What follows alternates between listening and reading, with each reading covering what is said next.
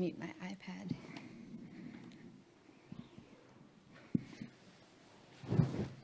Good morning, everybody, or good afternoon, or evening, whenever you're tuning in, wherever you are. I'd like to start by acknowledging that we're meeting on the lands of the Wurundjeri and Boonwurrung people of the Kulin Nation, and pay my respects to elders past, present, and emerging, and any First Nations people who are joining us today. And also kind of want to acknowledge that this topic might bring up various things for you if you have had various experiences around death. Maybe some of those feelings will be difficult, so I hope you're in a comfortable place. And we're going to make this topic fun, aren't we? Of course. Yes. So I also want to thank the Wheeler Centre for hosting us here and Melbourne Knowledge Week for facilitating these important conversations. I'm using my iPad too, so I'm just going to refer to some notes if we need to rein it in from time to time, but I'm not checking emails or anything, just so you know. So I guess Michael and I have been brought together today because of our, although different paths to this topic, we've both been focusing on in death within our work. For me, I'm an artist, a musician, and someone who thinks deeply about a lot of things. And recent experiences in my life over the last few years have kind of led me into this direction and becoming very fascinated with the process of death and how we kind of deal with that in the digital age. Yeah, that's me. What about you, Michael? So, I'm Michael Arnold, and I'm a professor at the University of Melbourne, and I've been studying technologies for most of my career. And about, maybe before you were born, I took an interest in social media. This was before the days of Facebook. And in studying social media, we noticed something really interesting going on, and that is an increasing number of pages and profiles that were not used for people to socialise, but were used to commemorate and memorialise the dead. And we thought, hey, wow, there's something a bit weird going on here, So we left behind the studies that we were doing, or we finished the studies that we were doing with media and family life, and started to look at media and death, digital media and death. So that was quite some time ago now, 10 years ago. So we did that digital media and death study, and there's a book there. And then following from that, we've been working on how various technologies might be used to improve the functions of cemeteries. So we have a partnership with the Greater Metropolitan Cemeteries Trust to do some research on technologies and cemeteries.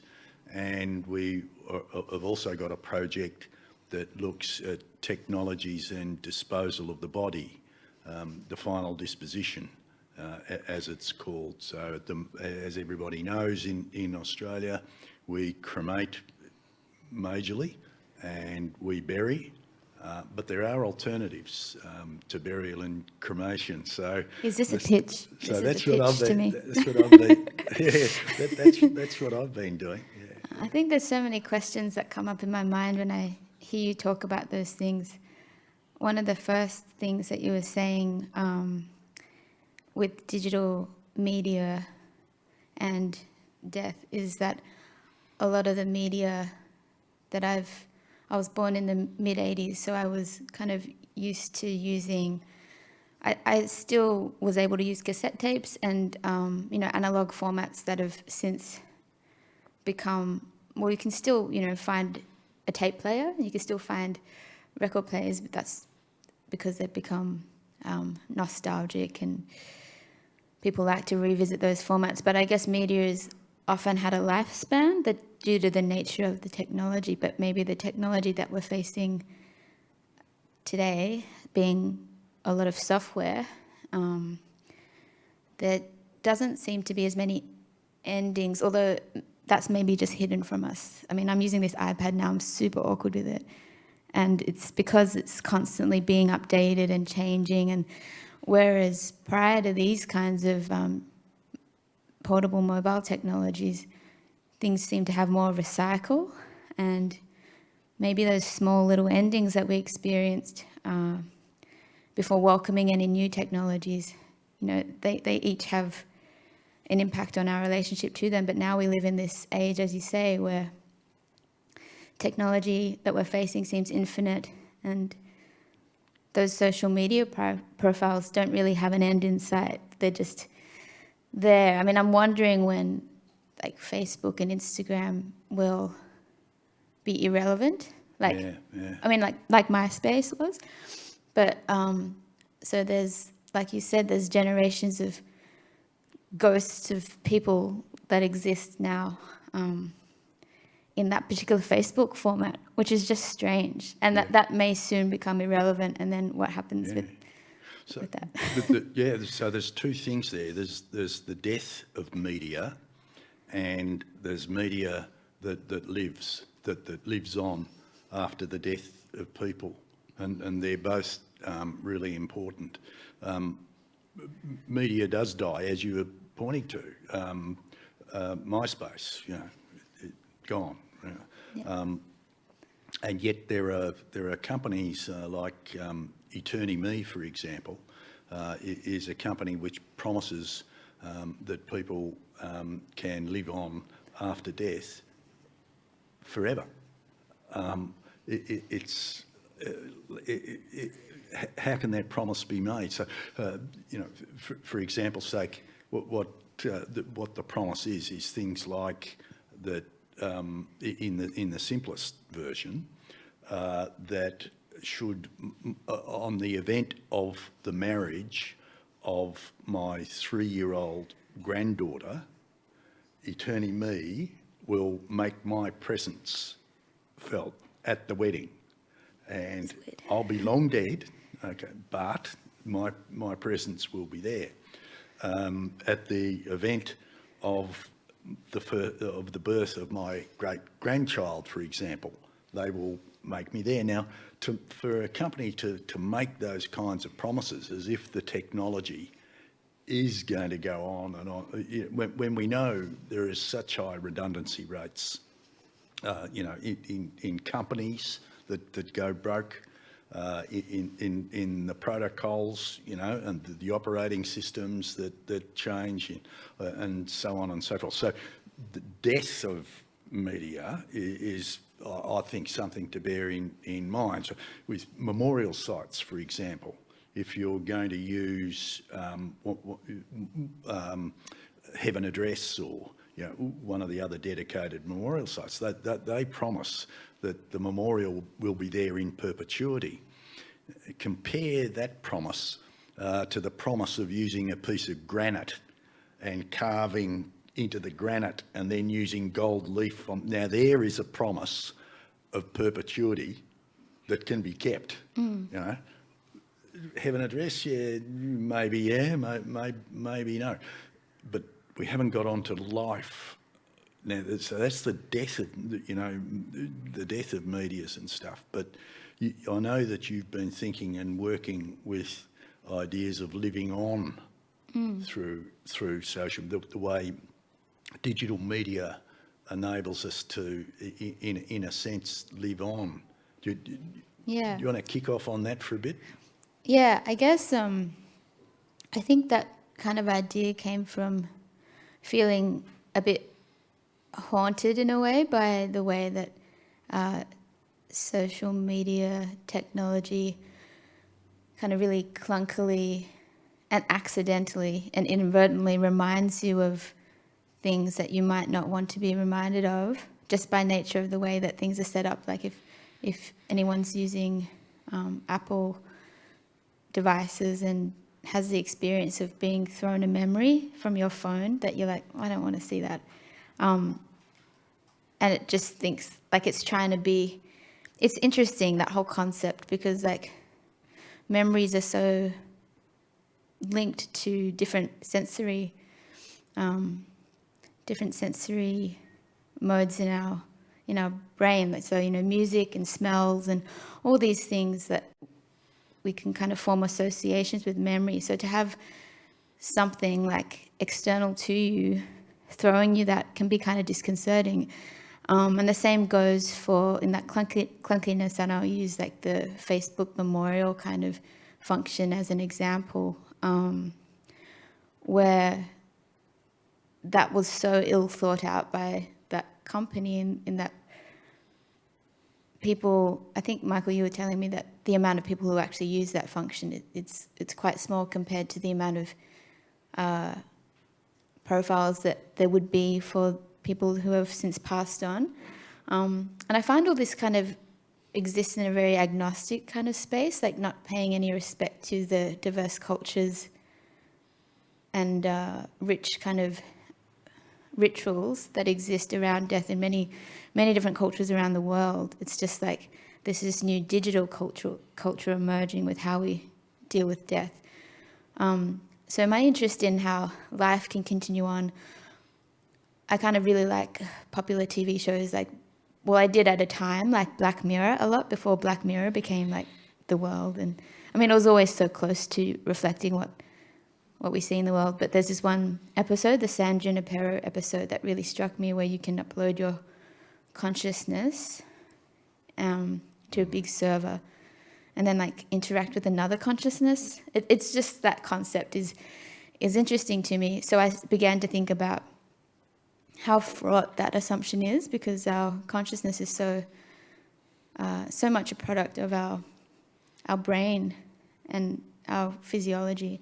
So how can you possibly separate that into this? Yeah. And so I was just kind of hypothesizing with my project. And I didn't even mention, by the way, my musical project is Sui Zhen, and that's also my Chinese name. So a lot of these projects I put out under my artist name, Sui Zhen. So I have this project called The Living Memory Interactive, and in some ways it could have been viewed as like a clever marketing gimmick for my last album, because but I don't think it was like very popular.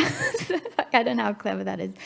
I think sometimes my marketing techniques are a little too esoteric. But so the website was me kind of trying to, like, from a high level conceptual kind of standpoint, put out the idea that of a chatbot that you could interact with, that would have been trained from my conversations or interviews within musical framework, mainly my musical persona, training that chatbot. And then instead of having deeper conversations, because unlike some of the examples that Michael since told me about that being done very effectively, I didn't spend hours and hours talking to this thing. To train it, I kind of was quite lazy. And I just thought, I'm gonna put this in a more hyperreal and dreamlike space, and allow people for interacting with this virtual version of this character Linda, the experience of going into Linda's dreams and memories. And these were represented by extended kind of video content from my music videos and my musical world that I've built over the years. So various like visual media. And so you get dropped into that kind of space. The kind of long-term hope for that project was also that I would have that this Linda character would have some kind of conversation and dialogue with music fans. And then eventually I could put in like a neural network or something that would then train, be kind of like a self-perpetuating digital shared consciousness of the people that are interacting with my musical world. And I haven't yet done that. I'm kind of still interested in doing that. But when I looked at the initial prototype and like the responses that I collected, there was just a lot of the predictable things that you would see people writing to a chatbot. And I was like, oh, that's not going to be very interesting. So it would need some moderation. And by that, I mean people like just writing really silly things, the things that you would expect. So I don't know. So there's further work I'm interested in doing with that. But Michael since told me about, before we had this chat, other examples of chatbots being used and trained with people. Yeah. Well, there's a key difference between your work with Linda and these other ones is that the other examples of life after, social life after biological death are looking for a kind of a hyper-realism or a photorealism. So, for example, there's an American guy whose work was with chatbots, and his father was dying, had a terminal illness, and this chap decided that what he would do, rather than write a biography of his father's life, he would extensively interview the father, collect that as a database, a biographical database, and then use his knowledge of AI algorithms and chatbot algorithms to enable people to interact with his father. And that one's called DadBot. And there's another one in the Holocaust Museum in Sydney, where a Holocaust survivor exists as an avatar kind of form, and again there's a database of extensive interviews and other data that are interrogated by software in an interactive way, so people can ask questions of what it was like to be in a concentration camp, for example's sake. So in these examples, the objective is to be real, okay, to be as real as possible. But I didn't get that impression with Linda. Yeah. You've positioned Linda as uncanny, not so. Tell us more about this, about Linda. What is she? Where is she? Why is she the way she is? Yeah, that's uncanny is definitely a key word in a lot of my work that I present visually. I think because I felt like it wasn't interesting to strive for the real as an artist. I think there would be people and projects with a lot more funding and expertise behind them that could achieve that much more elegantly than I could. So I thought I would kind of subvert that a little, instead of going down the hyperreal aesthetic, being probably composited of 3D digital scanning imagery to come up with the actual character that would then be animated. I turned to special effects and film, and for this character, I couldn't get away from the idea of I think there's a professor of Japanese robotics whose name always escapes me, but who's created like a duplicate of himself with silicon and robotics. There's that example, and then there's also another kind of Bina 48, I think another example where someone's made an Android version of a partner of theirs that's not yet passed on, but preempting that. And I was kind of interested in that and how the mistakes along the way, all the discrepancies between the real would manifest. So I created Linda as a character. I chose the name Linda because when I was conceiving of the idea, it was at a time when Siri and like Alexa and these kind of digital assistant kind of personas are often feminine named, and also I think Linda was like a online training video network as well. So I kind of just wanted to reference the kind of world that we're currently in, where we have these invisible other type avatars helping us, guiding us in the car, guiding us through technology and all that stuff. So that's where the name kind of was born out of. But then the actual aesthetic being uncanny, I didn't know what this thing would look like, and it was for kind of, I guess, ethical reasons I had to use my own face, because I didn't know anyone else who I could experiment on. I was like, maybe my sister, but I always end up using her. That's not very kind as well. Like, she has no, like, in that dialogue in my head, she has no voice. It's just me being like, you know, assuming that I'll be able to do something. So I basically thought to use myself, and I got like a silicone mold made of my face, and then decided that it would become interesting if somebody else wore it.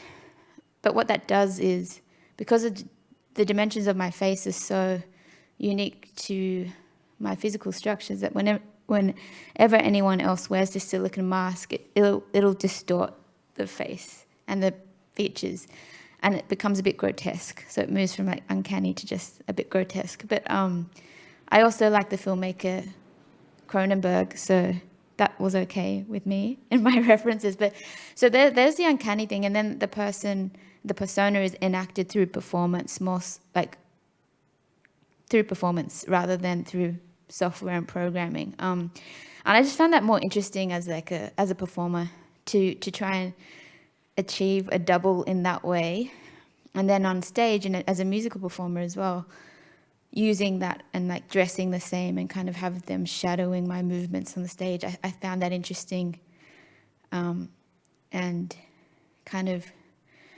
compelling in a way that it fails to be, you know, it's something that will never really quite be right.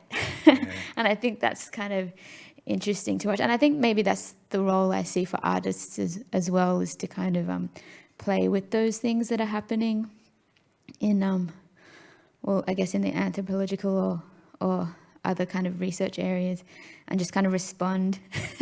And like, what can one person do? And like, really, I couldn't do much in terms of, if I was trying to make a clone of myself, I'd need to collaborate with so many people to do that. Yeah. And it will be so expensive. And it's not yet possible. Like, we're so far from that being anywhere near within consumer reach, I think. Yeah. Even with the money that Bezos has got with Amazon and Google and Apple, etc., they're not there yet. But I suspect it is their ambition to create hyper-real doppelgangers of Becky and of Michael. That's what Siri and Alexa are trying to do.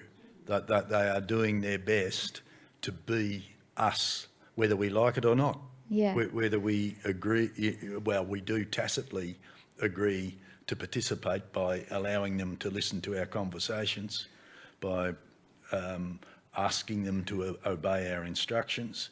But the ambition here is that they will be us. They will learn not just to obey our instructions, but to anticipate our instructions, to anticipate our desires, to desire what we desire, whether they're embodied or not. And so this project of creating digital selves, digital others, is a project that's got billions of dollars behind it, and millions of people are participating in it, not just artists. Yeah, totally. It's it's unfathomable how many people would be involved in that. But then it kind of makes me think of something we were talking about a bit earlier, which I made a note to touch on. Going back, because I was thinking, as you were saying that, I was just thinking about memory, and like part of these pursuits, memory and mortality, is like humans trying to cheat the biological process. And I'm still thinking of that in terms of like other cultural perspectives too. Like, is this something that you've seen in your research? Like, how do different religious groups feel, or how do different cultural groups respond to us? You know, some of our perspectives might be more rooted in Western culture and society, of like where there's an increasing lack of rituals around death and dying and birth for that matter too, and also the breaking down of community in terms of like what we've seen in aged care over the last 2020, and how we're constantly outsourcing care to the medical system, where instead of caring directly for our loved ones ourselves. So I'm just thinking about your work in the context of looking at burials and cemeteries and what function they play, and how essential these experiences are for our processing of loss. Yeah. There's a terrific project, or I think it's terrific anyway. It's a project that won a competition that was established in Japan, in Tokyo, by a group of who are concerned with cemetery construction and so on. And the winner of the competition's project was called Remembering and Forgetting. Okay, and the inspiration for it is that old and very true saying about how people die twice. You die once when your body drops to the floor and you're biologically dead, and you die a second time when people cease to utter your name, where no one remembers you, and then you are truly dead when you are forgotten. So this project was playing on remembering and forgetting. So if you could imagine a large building with a very large atrium, and the atrium opens up to a funnel, if you like, which opens to the sky. When someone dies, they are cremated, as of course is the Buddhist tradition, is the tradition in Japan. The ashes are placed in a very carefully constructed wooden box. Again, if you imagine Japanese packaging, it's, you know, exquisite wooden box, and that is placed in a high altitude, especially constructed high altitude weather balloon. The weather balloon is colour on the outside is an auspicious red. The inside of the balloon is also has a substance that I'll explain in a minute. So there is a ceremony, of course. The ashes in the box are in the balloon. The balloon is charged with helium, and the balloon begins to rise up the atrium and through the opening. But the balloon is tethered by a fibre optic cable which glistens in the sun.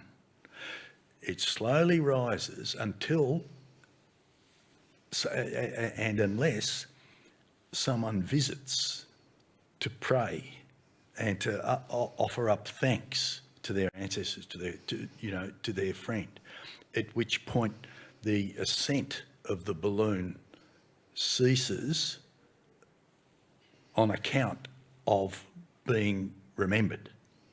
But of course, as the decades go by, the person is remembered less and less, is visited less and less. The balloon ascends and ascends, along with thousands of other balloons, of course, that are visible for miles and miles. The balloon will eventually reach a point where the person is forgotten. The person is no longer visited. At that altitude, the atmospheric pressure is so little that the balloon will explode, and the substance that lines the inside of the balloon is exposed to sunlight at which point it explodes in a fiery cascade, which scatters the ashes, and people, again, for many miles around, can see the ascent of the balloons and see the exploding balloons and the drifting ashes of those who are forgotten. So this remembering and forgetting is a whole lot of what a cemetery is. That's really cool. that description that you just gave is, so that's something that's happening. It's a concept. It's a concept. Yeah, look, it's really difficult to enact because of aeroplanes, flight, Yeah. Or, And the fiber optic cable, like what's that tethered? I'm just like, so I have a thought of this person and it knows, this balloon knows. I think that's, I kind of like these ideas. I guess they demonstrate that there's a real, there's a real curiosity and want to honor that process. I just realized I forgot to mention too, if anyone virtually tuning in has a question, you can actually send your questions or comments to knowledge@melbourne.vic.gov.au. Might be too late. You might have forgotten your question, but knowledge@melbourne.vic.gov.au is available to you if you want to ask anything more about that particular project. And we'll come to those questions in the last 10 minutes or so. But so, yeah. Can I ask you about your music now? Sure. We've talked about Linda, and I also want to ask you about The Perfect Place. Oh, yeah. But maybe we'll come back to that. Music and funerals are very important, and I know you've got an interest, in that intersection of music and death. So, I know that music is very important in funerals, but the music that's chosen by people is, it's rude, but it's often a bit naff, Yeah, I think so. I'm also just a new student of music therapy as well. I've just started that journey, but so I probably have some new insights grounded in actual science to like add to that. But first of all, I'd say that music is a very useful tool for like therapeutic processes for many reasons, but particularly in a funeral context. I think that when people are in the shock of their initial grief and they have to interact with other people who are also experiencing that, it can sometimes be hard to connect or to express or to verbalize what you're feeling. So music can often be a vehicle for accessing complex emotions or thoughts that you can't otherwise express. So I think that can definitely be the role in a funeral or memorial of music, and the selection of that music, hopefully, if done considerately, could allow people to have some kind of collective mourning experience. But as you say, yes, it's predictable, and people maybe don't give this enough thought or care. Music is also super subjective, and everybody brings their own associations to music, and we talked briefly about how music is so connected to memory. So you could also go down the path of selecting something that could really impact someone in a certain way on one side of the room, and someone else might be having some kind of really like spiritual experience with that music. So I think that in those situations, my interest first into music therapy, I'm not sure if that siren in the background is being picked up in these mics, but it's adding a kind of urgency to what I'm saying right now. But basically, so my mother passed away a few years ago, and it was of a long sickness. So my family and I cared for her in our home, that gave me a lot of opportunity to experience and engage with death and the dying process. And of course, my instincts were, not having studied music therapy at the time, was to try and play music to her as a healing or distracting kind of experience.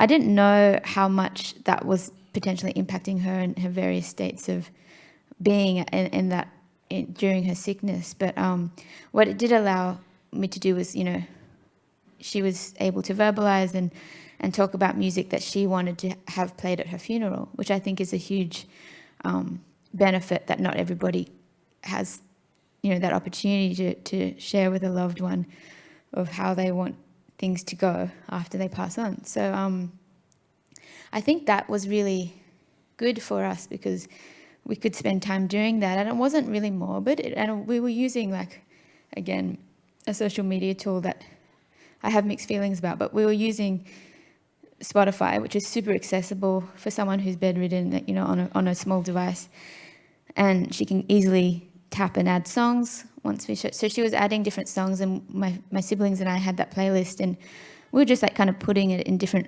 orders that might help with that for the funeral format, and then also for a celebration of life.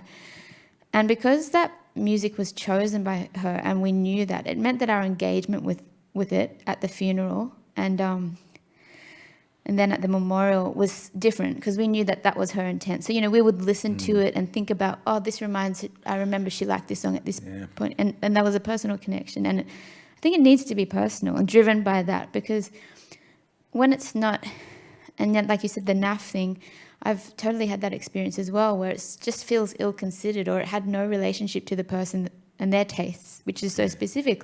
So my mum really liked Annie Lennox, so she wanted to play, something that might not sound like a funeral song, but she really enjoyed Annie Lennox, and we picked some songs for her funeral.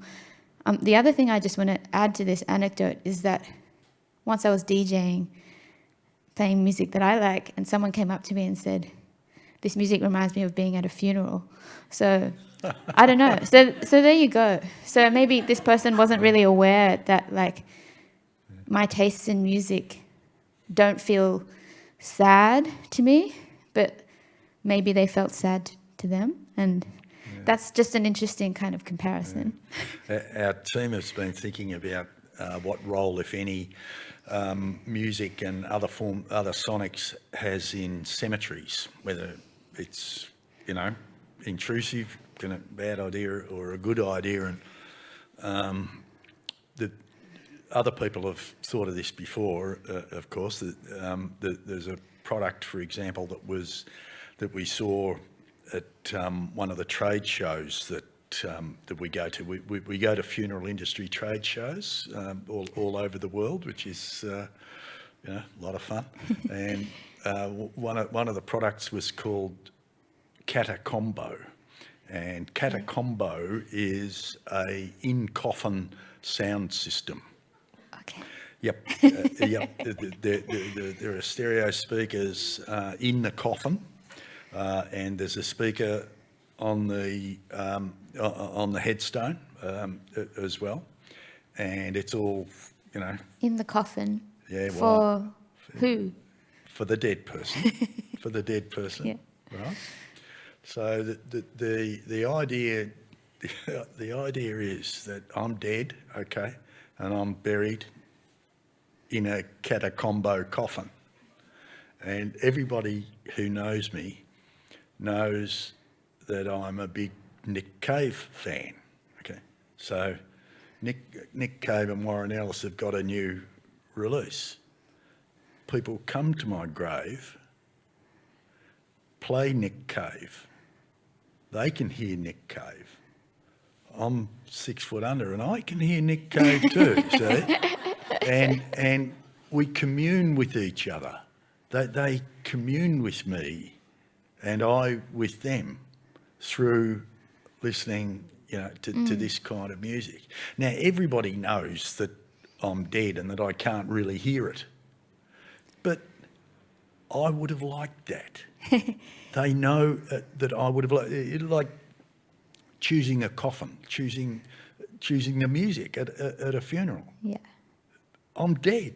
I don't know what kind of coffin I'm in.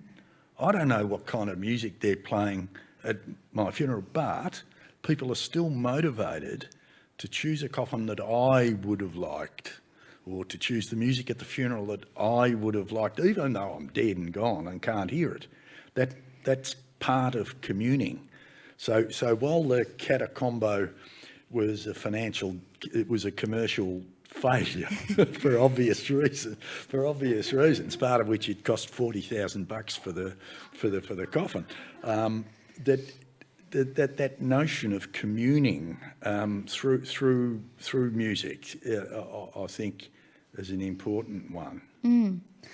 Yeah, and as to what you were saying before about the role of music in those spaces, given that it's so subjective, I think it's hard to predict how people might respond. Or, you go into like a massage place, like a healing kind of space, and there's music and it sounds gentle, and you take that as a cue that, oh, I'm going to relax. But is that because you've been like conditioned to relax to that kind of music, or is that because it does relax you? Like, those are kinds of considerations. So if there was suddenly a kind of musical style that started to be played at cemeteries that wasn't specifically like the individual's taste, I'm just curious as to what that music could be or would sound like. But I had another thought as we were talking that I'm trying to come back to this Catacombo thing. You mentioned the price. I think the other thing, it's interesting because people need that commune. They need something, but then they need some kind of like assistance and tools and things that can help them through their mourning and their grieving processes. But sometimes it's funny what will switch someone completely out of that. Well, when there's a price to it, when they're like, well, that person's passed away, I'm not going to spend $40,000 on a bloody coffin. Yeah. Like, they're not even going to know. Like, there's this kind of duality going on where we know inherently that's not actually going to make a difference, but like to them, and that as soon as they've passed away, we're going to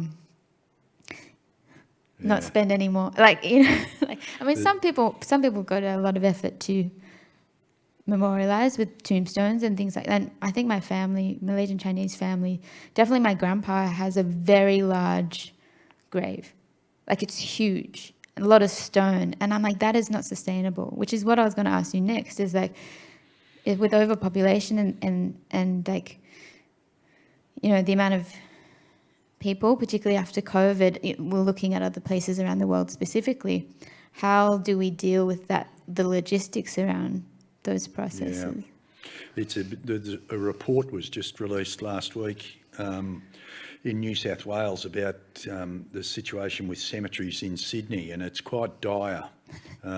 In 3 years' time, nobody will be able to be buried in Sydney. Now, for Muslims, Jews, a lot of Orthodox Catholics, and for other people, this is a disaster. Yeah. To be true to their faith, it requires burial, and the only way burial can occur is to travel 100 mile, into some sort of countryside, because there hasn't been planning. Now, that situation will or has already arisen in most of the mega cities of the world. Beijing, love or money won't get you buried in Beijing, even if you're a member of the Communist Party nowadays. There hasn't been a burial in New York City for more than a decade. Singapore, you can't be buried, no burials in Singapore, and so it goes on for all of these cities. So it is a concern. The other concerns is leaving faith and faith requirements to one side, it's not really a good idea to bury people for all kinds of reasons. So Have you seen the movie Pet Sematary? No, I'm just kidding. Sorry, when they come back to life. No, so there Yeah, are alternatives, there are. though.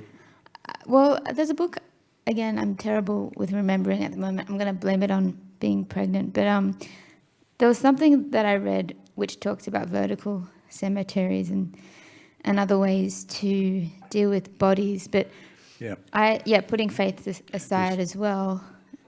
Like I'm thinking of having grown up in Sydney, there's like a big cemetery on like Coogee or Clovelly in between, right on the coast, like prime spot on the cliff, like in a Sydney, like beautiful place to be buried, I guess. But like, I wonder when that tips over and people look at that land mass and think, is that sustainable? Is that sustainable? Do we want to use the land for that? Yeah. Do we want to use? But then, what are they going to do with all of those? Like, how do they respectfully then deal with those existing sites? I wonder.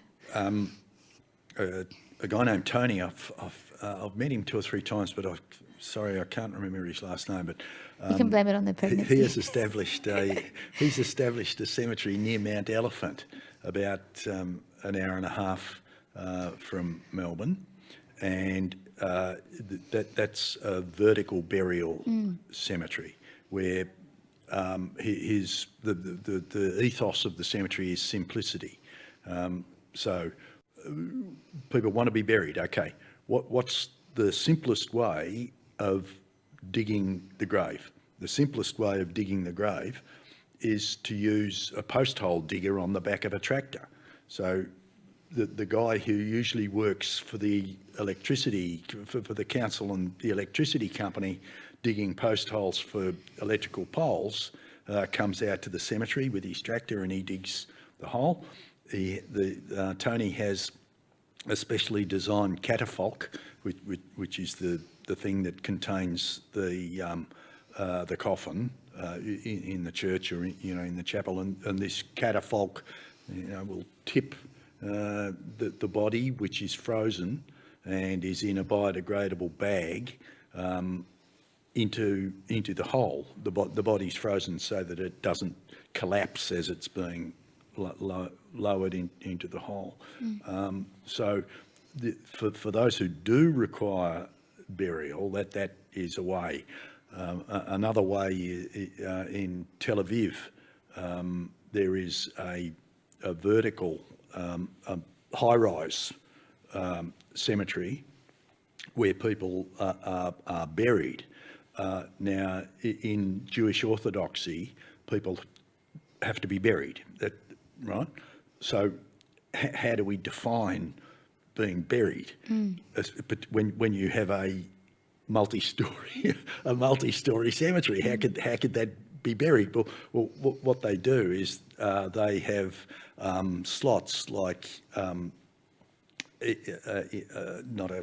like in a mausoleum, and the body's going to the slots, and there is earth that is there, and the earth in the slots is connected to a series of pipes which are also filled with earth, and the pipes go down to the ground. And the senior rabbis have come and inspected all of this and discussed all of this, and that's kosher. That's burial, even though it's high rise. Other form, if you leave burial out of it, there's alkaline hydrolysis, which is a method of using an alkaline solution to break the body down to its component parts, which are perfectly benign then in the environment, and that process uses far less energy than others.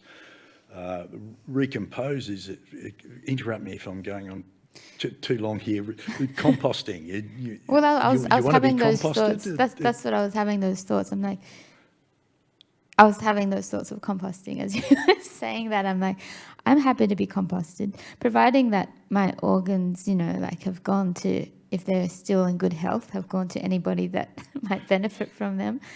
But I mean, I'm someone who's not really tied to any faith, so I can make that decision very practically. Yep. Because I don't have any other requirements that I need to meet. But in your work, you talk about a perfect place. To tell us more about the perfect place, and is it a perfect place to live or a perfect place to go when you die? it's really interesting because until you asked me that, we had our conversation before this conversation, I hadn't really interpreted those lyrics in that way. But I was channeling some kind of other voice when I was writing the lyrics to the song Perfect Place. And it was kind of a place without time.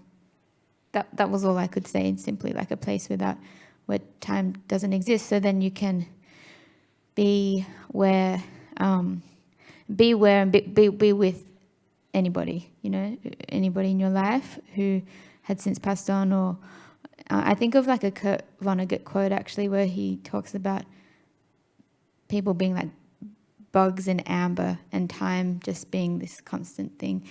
And I do think that way about, like, when you're kind of, when we make, you know, I think that we need to acknowledge death and talk about death more and make it a more normalized part of our dialogue within communities, and not be so afraid. So when these conversations come up and someone asks you, do you want to be composted? It's like you can have a response for that. That's not like, oh, how morbid or whatever.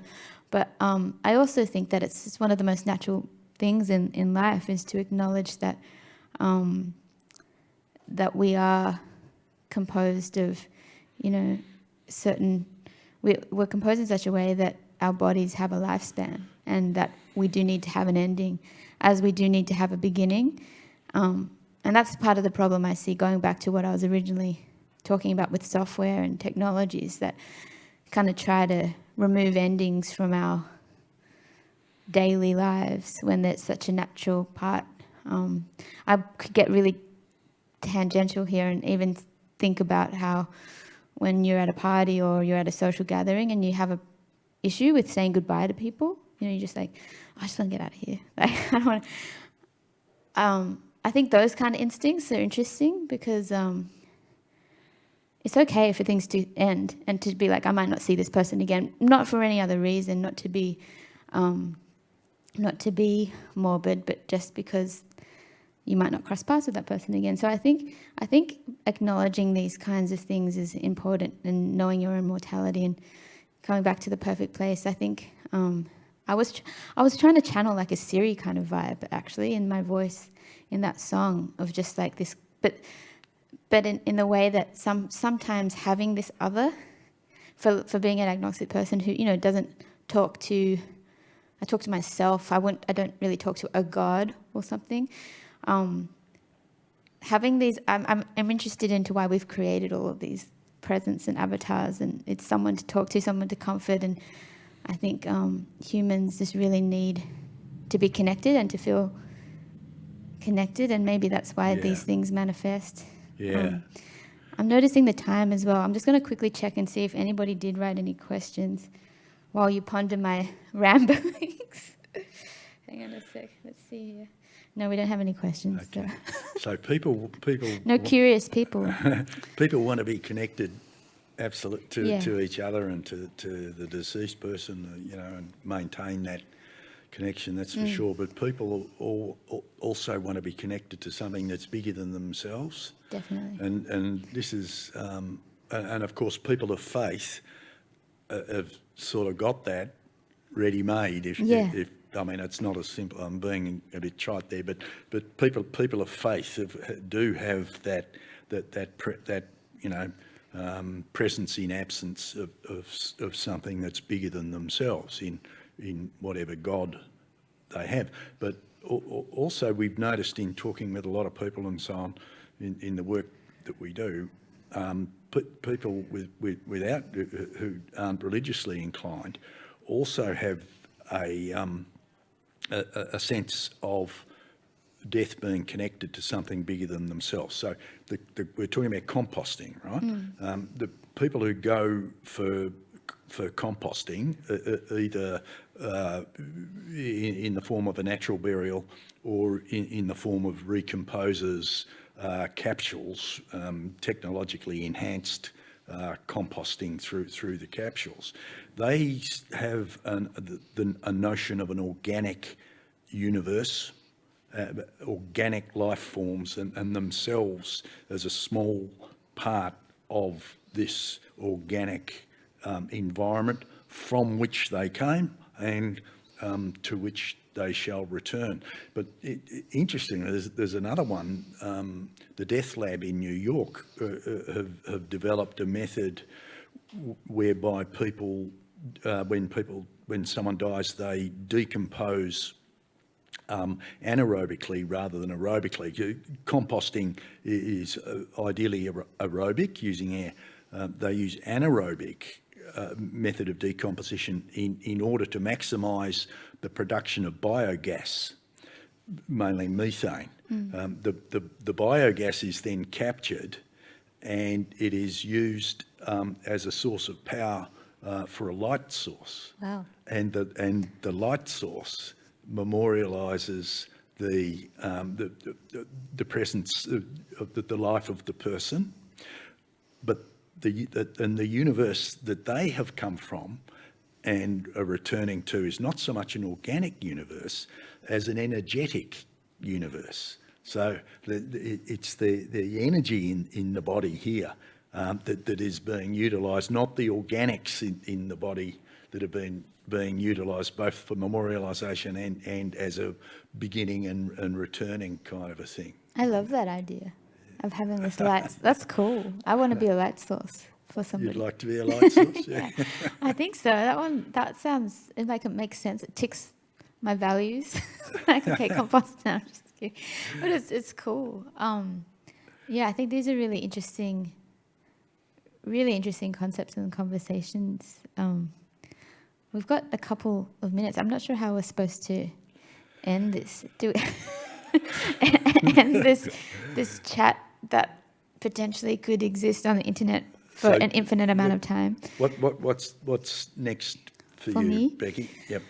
Well, I was asking you, because I'm 31 weeks pregnant, and I was asking Michael before if any of these conversations around death have connected or intersected at all with conversations around birth and the birth process and how it all kind of comes together. As my next thing that I'm doing is having a baby. So, but I think that there is also an absence of, again, we're talking about, in my Chinese cultural heritage, there's definitely things that I could ascribe to around the birth and being a pregnant person and all this kind of stuff, but being kind of quite separate from those cultural traditions. I'm noticing there's a lack in my life in a similar way to the death and dying processes that I've kind of have witnessed over the years. Birth feels somewhat similar, like an over-medicalized kind of experience that, again, is very, very natural in our bodies. And I just wondered, I just wondered how it was any intersection of these conversations that you were having around death and birth. Well, the energetic universe, the organic universe, where when you die, you go back to where you were before you were born, whether that be, an environment or energy. Those are the kinds of things. But what we'll be doing next is trying. We'll continue. Our team will continue this work in death. Death is very important. It's very important as an abstraction, but it's very important as a thing that we all experience. Our own death, as well as death as an abstraction. So, and there's a lot that isn't right with death in Australia and around the world, and that can be improved and should be improved. And maybe music can play a role in that as well, on the individual layer. And art has anyway. got a huge role. I forgot to give a plug to our art show. As part of our research work, we've commissioned artists the meat market mid-year. And now we're done. so those of us, those who are here, these are local artists who will present their art at the meat market, and their art all speaks about and to death. Awesome. And I'll give myself a plug for this Saturday. I'm performing also at the meat market, my body of music responding to some of these themes as well. Saturday. Terrific. Yeah. Thanks everybody. Thank you everybody. Being a part of our conversation. Thanks, Michael.